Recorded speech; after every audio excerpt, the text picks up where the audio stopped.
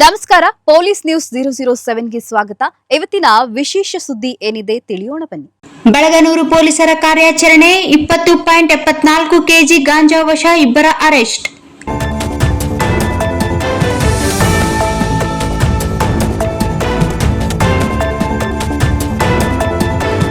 ತಾಲೂಕಿನ ಬಳಗನೂರು ಪೊಲೀಸ್ ಠಾಣಾ ವ್ಯಾಪ್ತಿಯಲ್ಲಿ ಗಾಂಜಾ ಮಾರಾಟಕ್ಕೆ ಯತ್ನಿಸುತ್ತಿದ್ದ ಇಬ್ಬರನ್ನು ಮಾದಕ ವಸ್ತು ಸಹಿತ ಪೊಲೀಸರು ಬಂಧಿಸಿದ್ದಾರೆ. ಬಂಧಿತರನ್ನು ಸಿಂಧನೂರು ತಾಲೂಕಿನ RS ನಂಬರ್ 2 ಕ್ಯಾಂಪಿನ ದೀನ ಶಂಭು 53 ವರ್ಷ ಮತ್ತು ಶಂಭು ಸರ್ದಾರ್ ಬಸವರಾಜೇಶ್ವರಿ ಕ್ಯಾಂಪಿನ 31 ವರ್ಷ ಎಂದು ಗುರುತಿಸಲಾಗಿದೆ.